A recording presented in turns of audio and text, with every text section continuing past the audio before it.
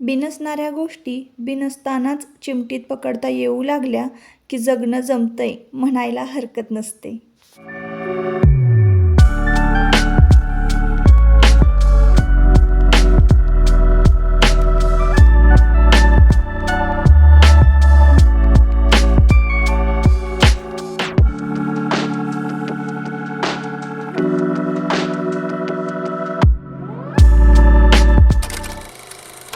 Hello, नमस्कार. मी सुप्रिया आणखी एका नवीन ब्लॉगमध्ये आपलं मनापासून स्वागत करते. तुम्हाला आजचा दिवस सुखाचा, आनंदी आणि आरोग्यदायी जावो. तुम्ही जी काही स्वप्न पाहिली असतील ती सगळी स्वप्न तुमची पूर्ण होत. त्याचबरोबर शुभ संध्याकाळ सर्वांना. संध्याकाळची वेळ आहे आणि दुपारची ना जेवणं वगैरे झाली, कट्टा वगैरे सगळा स्वच्छ केला. तुम्हाला बाजूला भांडी वगैरे घासलेली तुम्हाला दिसत असतील. थोडीफार भांडी असली ना की मी घासून एका बाजूला कट्ट्याला म्हणजे कट्ट्याच्या एका बाजूला पालती घालत असते. असं टोपलीत वगैरे भरून ठेवत नाही. आता ही भांडी वाळली नितळली ना की लगेचच रॅकला लावून टाकते. म्हणजे काय होतं, थोडी थोडी भांडी घासली आणि लगेच रॅकला लावून टाकली की घरामध्ये पसारा होत नाही. तर संध्याकाळची वेळ आहे ताईंनो. आणि आत्ता ना आज ना नणंदबाई आलेल्या आहेत. तर आमचं जेवण वगैरे झाली आणि सगळी कामं आटपली. आता 3च्या आसपासचं टायमिंग असावं. 3 सव्वा 3 वाजले होते. जेवणं करून आम्ही बराच वेळ बसलो आणि मग करायचं तरी काय. आणि त्यांना काय होतं ना, माहेरी आलं की दिवसच म्हणजे जात नाही. काय करायचं तर ठरवलं अचानक आम्ही शॉपिंगला जायचं. आणि आज ना आम्ही साड्या खरेदी करायला जाणार आहोत दोघीही मिळून. तर जाता जाताना तुमच्या दादांनी मला कॉफी करायला सांगितली, कारण मध्येच ऊन पडतं आहे, मध्येच पाऊस येतो आहे, असं सध्या वातावरण चालू आहे. आणि आता संध्याकाळचीच वेळ आहे, यायला तर उशीर होईल. चला म्हटलं एक मस्त अशी कॉफी घेऊया. आता सगळ्यांचं जेवण झालेलं आहे. मग आजी, बाबा, ताई आणि तुमच्या दादांना कॉफी गाळून घेतलेली आहे.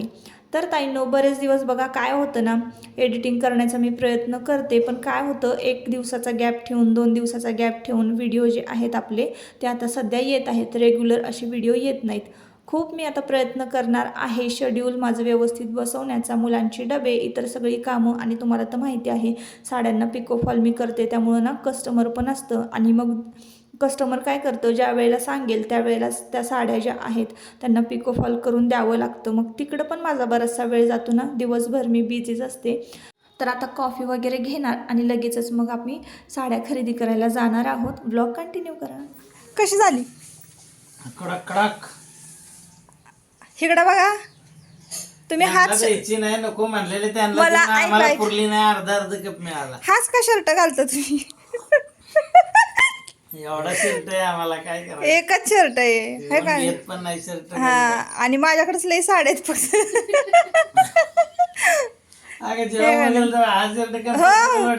मला तर बायका म्हणतात हाच का शर्ट घालते ती? आणि एवढं फक्त वरच, खालचं तर काही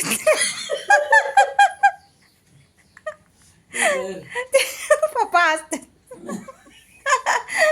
मग वरच घ्यायचं फक्त, तेवढा पॅन्ट नाही ना घातली एवढं. कडक कडक कॉफी झाली, झिंझिने आल्या, मी तुला झोप गेली ना. काम करायचं माझं. ठेवून या लवकर. ऊन बघ कसलं पडलं, जाता लवकर. चला लवकर. आत्ता आम्ही पोचलेलो आहोत राधा साडी सेंटरमध्ये. बऱ्याच म्हणजे दुकानं बरीच वाईतली फिरली, त्यातलं हे एक दुकान चॉईस केलं, कारण इकडे गर्दी पण खूप होते. आणि कसं आहे, दुकानामध्ये कस्टमर असतील ना तर मग त्यांना आधीच साड्या जे आहे व्हरायटी दाखवायला काढलेली असते, त्यात आपल्याला सुद्धा मिळते. म्हणून जिथे गर्दी असेल ना तिथं जायचं. खूप साऱ्या व्हरायटी साड्यांच्या बघायला मिळतात. तर आम्ही खूप साऱ्या व्हरायटी बघितल्या आणि डेली वेअरसाठी खरं तर साड्या घ्यायच्या होत्या. आता आपले नवीन व्ह्यूवर्स आहे ना, त्यांना माहिती नसेल तर नणंदबाईंचं की नाही पार्लर आहे साखरवाडीला. फलटणला त्यांना दिलेलं आहे, फलटण साखरवाडीला, आणि त्यांचं पार्लर आहे. तर पार्लरला घालून जाण्यासाठी मग त्यांना साड्या लागतातच. आणि मग असं नाही की 2च साड्या काढल्या, आज एकदा घातली उद्या 2च साड्या वापराय काढल्या. कारण ज्या घरी राहतात गृहिणी आहेत त्यांनी पण म्हणजे त्यांचं कसं असतं, 2च त्या जोड साड्यांच्या वापराय काढतात किंवा 2 ड्रेस काढतात. तर तसं नसतं. एखादी बाहेर जाणारी स्त्री वर्किंग वुमन जर असेल ना तर त्यांना खूप साऱ्या कपड्यांची खरेदी करावी लागते. खूप सारे कपडे घ्यावे लागतात आणि मग रोज एक साडी घालून जायची म्हणजे आपल्यालाच फ्रेश वाटतं. तिथं खरेदी केल्यानंतर 2 कुपन दिले आम्हाला आणि म्हणजे इडलीचा नाश्ता असतो जिथे आपण खरेदी केली राधा साडी सेंटरमध्ये ना, वाईमध्ये हे दुकान आहे. तुम्ही जर वाईचे असाल, कोणी व्ह्यूअर्स बघत असाल तर नक्की राधा साडी सेंटरमध्ये जा. खूप छान साड्या व्हरायटी पण आहे आणि कुठल्या कुठल्या साड्या घेतल्या मी तुम्हाला ते दाखवतेच. तर आम्ही इकडं पुढे आलो इडली खायला आणि एक होलसेल असं दुकान दिसलं आम्हाला ज्वेलरीचं, तर तिथं ताईंना गंठण घ्यायचे होते. त्यांचं पार्लर विथ लेडी शॉपी असं आहे. तर ते कसं बरीचशी ज्वेलरी जी आहे ती विकत घेऊन पण विकत असतात, होलसेल विकत घेतात आणि विकतात एक एक पीस असं आहे. तर इथं आम्ही मंगळसूत्र वगैरे खरेदी केलो आणि मग लगेच इकडे इडली खायला आलो.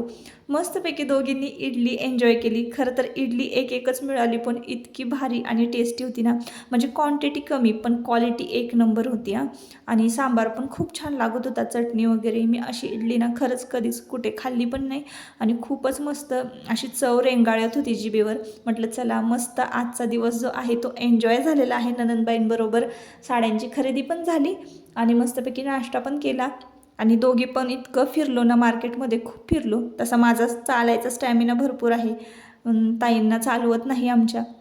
आता घरी पोहोचलो येऊन आणि साड्या आता दाखवत होतो. तर सासूबाईंना एक साडी जी आहे ती घेतलेली आहे आणि मला नको नको म्हणत असताना त्यांनी त्यांच्याकडून 2 साड्या घेतलेल्या आहे डेली वेअरसाठी. तर मी पण कसं रोज साड्या वेअर करते, नाहीतर मग अधूनमधून तुम्ही बघत असाल मला मी ड्रेससुद्धा घालते कधी कंटाळा आला तर.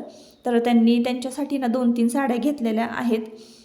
तर त्यांना मीटिंगला वगैरे जावं लागतं. तर जेव्हा मीटिंग असते मुलांच्या शाळेमध्ये तेव्हा कशा साड्या आपल्या कॉटनच्या असल्या पाहिजे, छान एम्ब्रॉयडरी वर्कच्या असल्या पाहिजे. आणि कसं आपण टीचर स्टाफ ज्याप्रमाणे साडी नेसतो ना त्याप्रमाणेच आपण मीटिंगला जाताना साड्या घालून जायच्या. म्हणजे ज्या त्या ठिकाणी आपण जातो ना त्या ठिकाणी कुठल्या पद्धतीची कुठलं इव्हेंट आहे, कुठला कार्यक्रम कशासाठी आपण जातो ना, तर त्यासाठी त्याप्रमाणे आपली साडी जी आहे ती चॉईस करायची आणि वेअर करायची असते.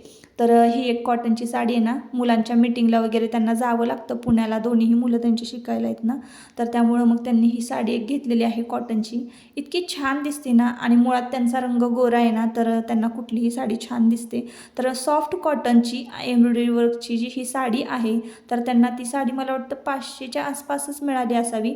खूप छान होती ताईंनो. तुम्ही वर्क बघा त्याचं, हे बघा, हे वर्क बघा किती सुंदर आहे ही साडी आणि कलर मी माझ्या चॉईस केलेला आहे. तर ताईंना खरंच ही साडी खूप छान दिसेल आणि मला पण आवडली. त्यांना सांगितलं मी की ब्लाऊजवर वर्क वगैरे करून घ्या आणि परफेक्ट असा ब्लाऊज शिवा, ही साडी एक नंबर दिसणार आहे ताईंनो. कसं आहे आपलं कपडे आपण जे काही घालतो ना, म्हणतो ना आपण first impression is last impression. कसं असतं, ज्वेलरी खूप कमी असली ना गळ्यामध्ये किंवा हातामध्ये तरी चालते, पण कपडा जो आहे ना आपल्या अंगावरचा एकदम टापटीप असला पाहिजे. आता याला शायनिंग मारणं वगैरे काही म्हणत नाही बरं का ताईंनो, कारण काही जणांना असं वाटतं की काय नटायचं आहे आणि काय हे करायचं आहे. पण तुम्हाला सांगते मी, खरंच आपल्यालाच इतकं फ्रेश वाटतं ना आणि खूप छान समोरच्याला पण आपल्याला बघताना खूप छान वाटतं. आता ही साडी जी आहे ना ताईंनो, तर ती साडी की नाही 200 रुपयाची आहे फक्त. पण त्याच्यावर व्हाईट कलरची बघा अशी डिझाईन होती. फक्त 200 रुपीजची म्हणजे ही साडी आहे. राधा साडी सेंटरमध्ये सेल लागलेला आहे 1000 रुपयाला 5. तर एक नंबर ही साडी दिसणार आहे बरं का ताईंनो. मस्तपैकी कोपऱ्यापर्यंत ब्लाऊज शिवला की नाही हाताच्या कोपऱ्यापर्यंत एक नंबर ही साडी दिसणार आहे. तर ही पण साडी त्यांनी एक त्यांच्यासाठी घेतलेली आहे.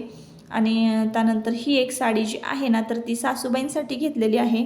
आपलं घरामध्ये मऊसूत असं म्हणजे ते आता वापरायला म्हणून मग हा ब्लाऊज पीस आणि पदर, कलर कॉम्बिनेशन, सूत सगळ्याच गोष्टी एक नंबर होत्या. तर अशा पद्धतीनं आम्ही दोघींनी मिळून ना साड्या चॉईस केलेल्या आहेत.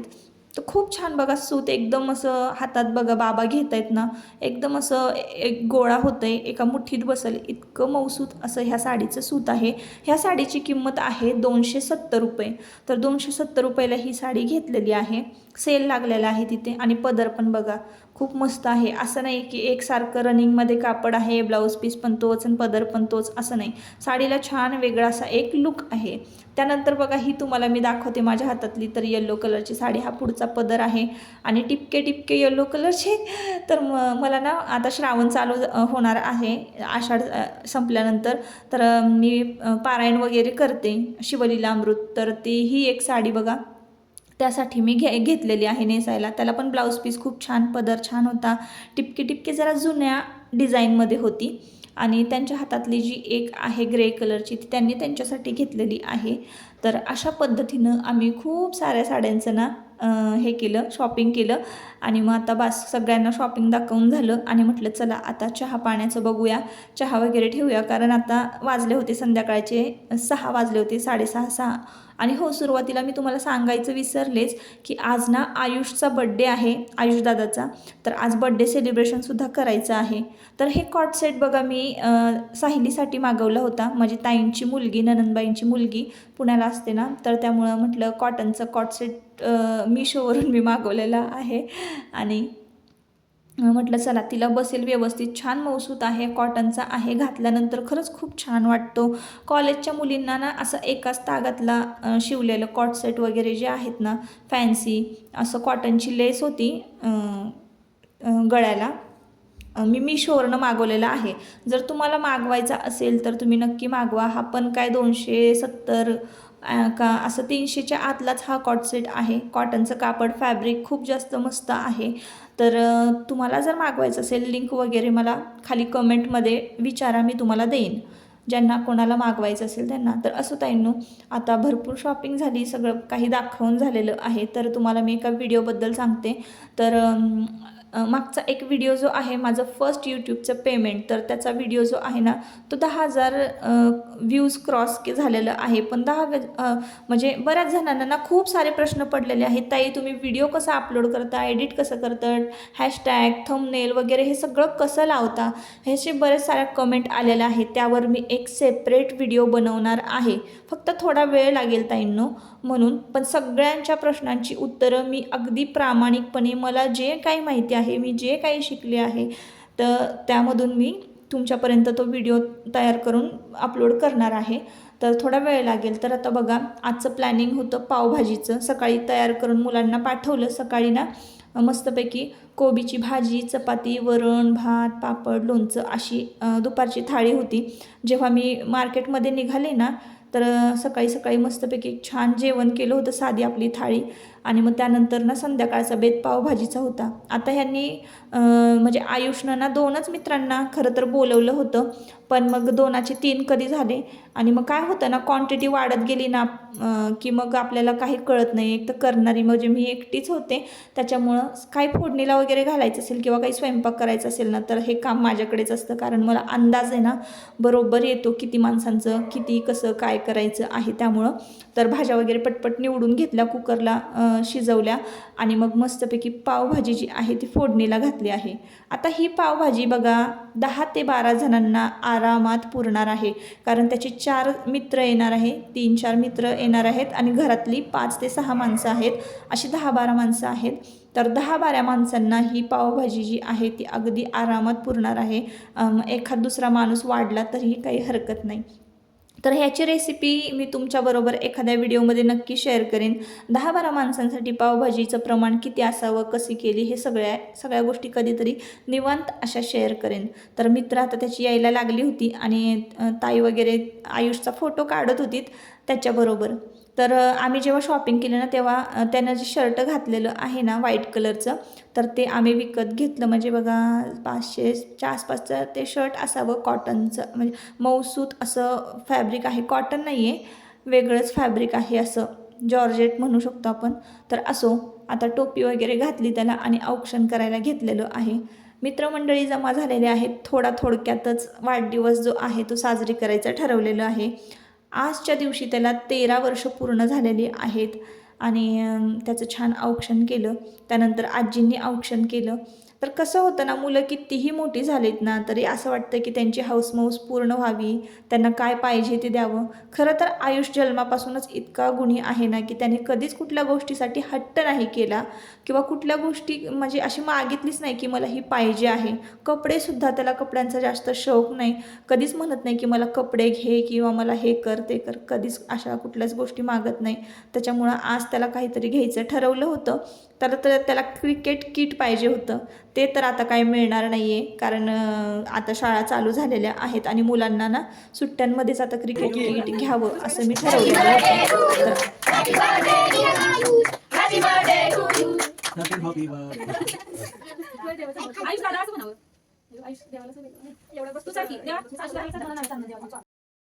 तर असा घरगुती बड्डे सेलिब्रेट झालेला आहे आणि आता आयुषला 13 वर्ष पूर्ण झाली आणि 14 वर्षामध्ये त्याने पदार्पण केलेलं आहे.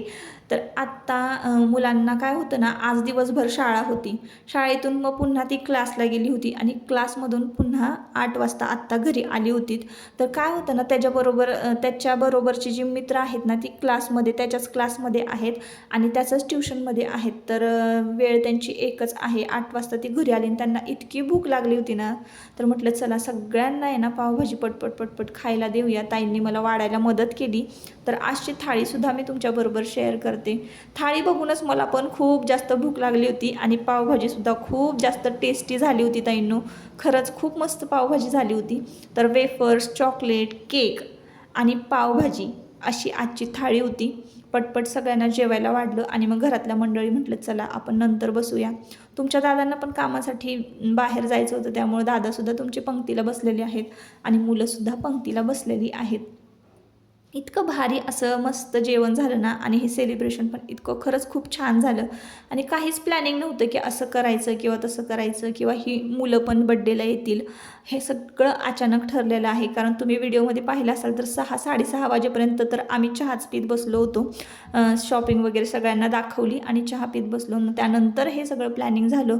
तरीसुद्धा मी पटापट बटाटे वगैरे सगळं कट करून घेतले आणि सगळे पटापट ही प्रोसेस जी आहे अगदी अर्ध्या तासात मी पावभाजी जी आहे ती तयार केलेली आहे.